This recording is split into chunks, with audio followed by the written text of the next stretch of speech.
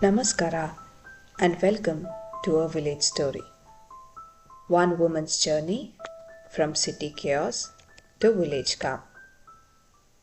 I am Akshita and this podcast is my journey from the noise of the city to the stillness of the soil. So grab a cup of chai, settle in and let's begin. We have reached halfway through the 10-episode journey of a village story. And to celebrate this little milestone, I thought I would keep this episode light-hearted to show you the playful, even reckless side of village life. Sure, the village moves at its own slow rhythm, but don't be mistaken, it has its share of chaos, drama, and a good bit of laughter too. Our house stood at what everyone called the circle. The road curved there, and at the bend stood the village's sacred stone, the Karigallu. Nearby, half leaning, yet still standing with pride, was the old Ram Mandir. It doubled up as the milk collection point, since our hamlet was too small to have its own dairy building. Just across from it was the tiniest of shops, or rather a house where the lady had carved a hole in the wall and sold just the basics: toothpaste, sugar, beedies, matchboxes. Right next to our house lay a vacant patch of land, jointly owned by the village and therefore left untouched. Morning and evening, the circle came alive when the villagers gathered to drop off milk at the KMF cooperative, better known as Nandini. This ritual was less about milk and more about mingling. And here is where the difference between men and women showed up clearly. The women would come, hand over the milk, and hurry back home to their endless chores. But the men, they lingered. After all, they had no pressing household duties to rush back to. These gatherings often stretched into long sessions of chatter. Politics, crops, money made or money lost, and of course, the ever entertaining love stories floating around the village. If you thought gossip was a women's forte, village men would prove you wrong. They gossiped with unmatched enthusiasm, recalling drunken escapades, analyzing who said what in the last brawl, and planning when the next round of drinks would be. And these so-called friendly talks at the circle could erupt into full-blown fist fights in the blink of an eye. The spark was almost always the same. One man would stroll in drunk, drag up some old unresolved quarrel, and before you knew it, the chatter had turned into chaos. There was one man who could always be counted to fan these flames. Our village's most vivid character, Mr. Gunda. Gunda. A lovable rogue if there ever was one. He was the very embodiment of rural India's contradictions. Reckless, entertaining, unreliable, and yet, in some strange way, indispensable. Gunda lived in a large joint family. His parents, his wife and children, his younger brother with his wife and kids. His father's modest government job kept the family's finances afloat, while the younger brother commuted to the city daily to bring in a steady income. The family's agricultural land was technically under Gunda's care. He thrived on local politics, always eager to meddle in the petty rivalries between leaders. And almost every evening, he would turn up at the circle, already a few drinks down, ready to start an argument. What followed was pure village theatre. Gunda would plant himself in the middle, launch into a tirade, and deliver the most imaginative and unprintable Kannada curses you have ever heard. Entire family trees would be dragged into his rants. After a while, when the fire in his words had burned itself out, a friend or his younger brother would gently guide him home. And yet, here is the paradox of Gunda.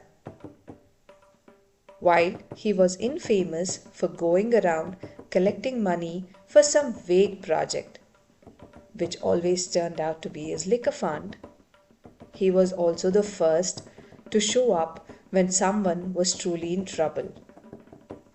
Need a hand in the middle of the night? Gunda was there. Someone sick, stranded, or stuck? He would rush to help without question. Gunda wasn't just a drunkard or a trickster. He was a part of the fabric of the village, as essential to its rhythm as the milk collection point.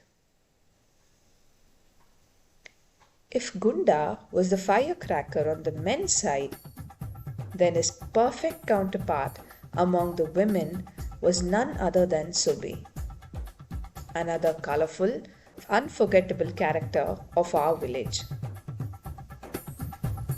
Subi was in her mid-30s, living in what I can only call a joint but divided family. Under one tiled roof stayed her father-in-law, mother-in-law, her husband and children, along with her husband's younger brother, his wife and their kids. Each faction had staked out its own kitchen and preferred not to speak to the others unless absolutely necessary. A classic case of living together, but not quite together. In this chaos, Subi shone through as the strong, defiant village woman. She wasn't one to sit in the background.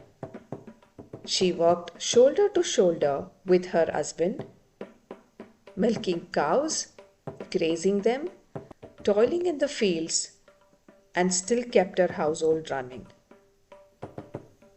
She was also a good friend of my mother-in-law, and being our neighbor, often waltzed right into our home to borrow just a little sambar, a bit of sugar, or some akki hittu. Subi was not the kind of woman who lowered her eyes or softened her voice. Always in her nightie, unless there was a function to attend, she strode into every conversation like she owned it, never hesitating to offer her opinion. And if a quarrel escalated, Subi could hold her ground, strong, fit, and perfectly capable of matching anyone blow for blow. Most women's brawls started at the common water tank. What began as a simple argument about who had come first to fetch water would quickly spiral into old grudges being dragged out and curses hurled across family lines. I have even witnessed one such quarrel turn into a full-on wrestling match with women pulling each other's hair and shrieking at the top of their lungs for a good 20 minutes.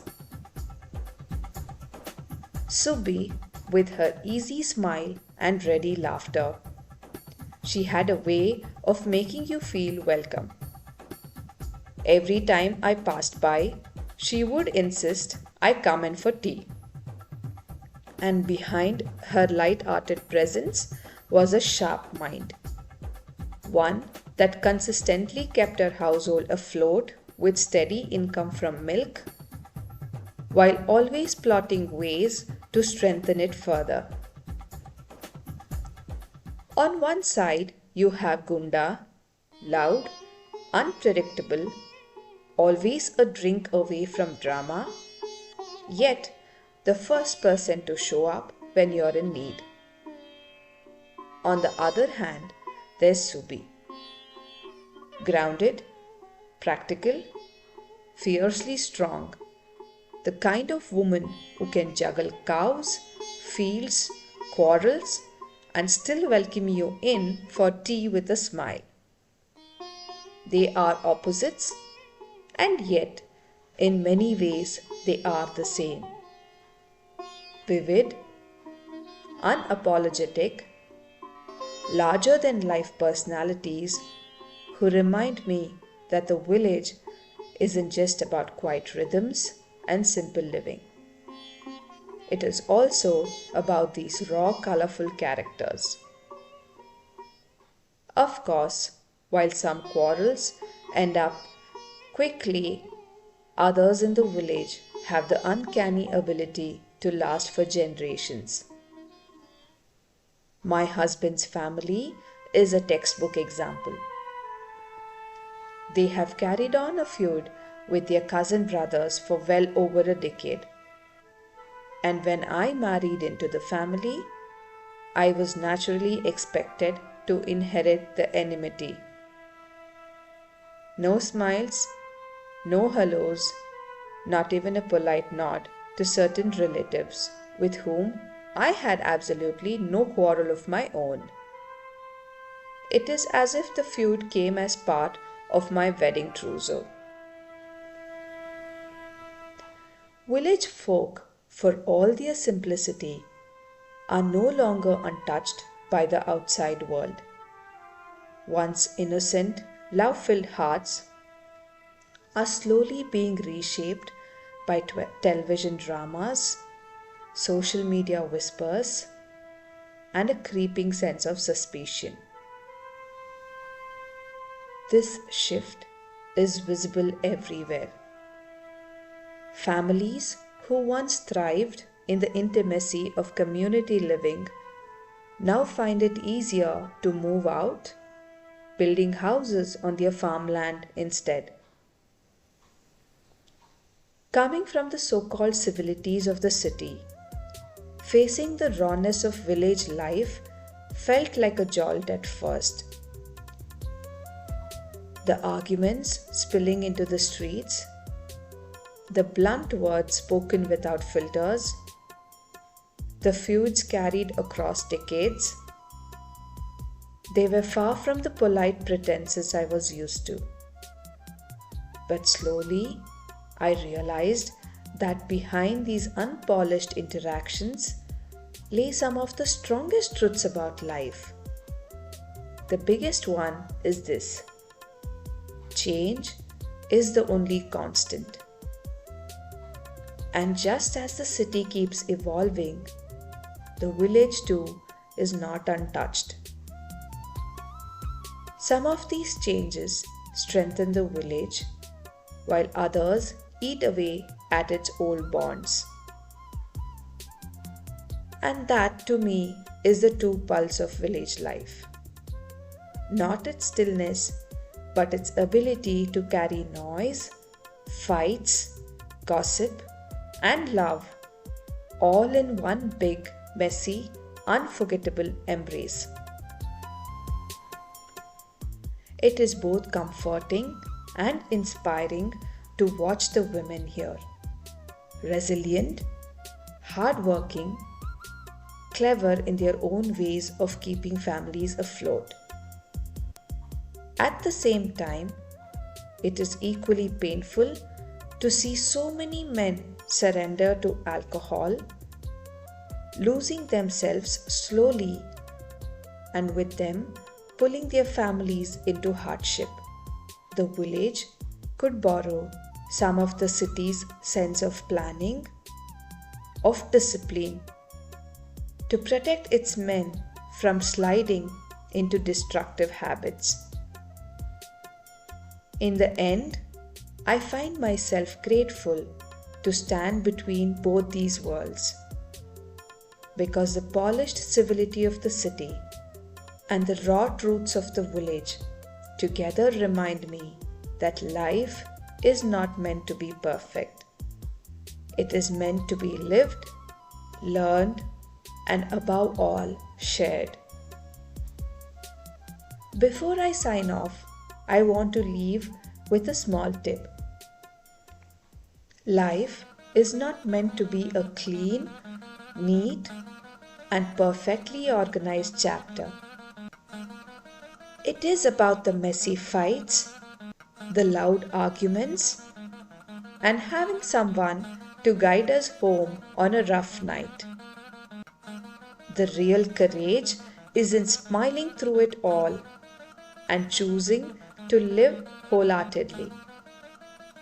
Strong communities are built not on the absence of fights, but on the presence of forgiveness. If you're going through your own season of fights, big or small, remember the village way. Fight if you must, but don't forget to share a cup of tea afterwards. Thank you for walking this journey with me, for listening, feeling, and holding space for this story. In the next episode, I will share the mesmerizing season of elections and how the village changes then. If this episode spoke to you, I would love to hear your thoughts. Please drop a comment. Until then, keep breathing through your own seasons of change. Namaste and take care.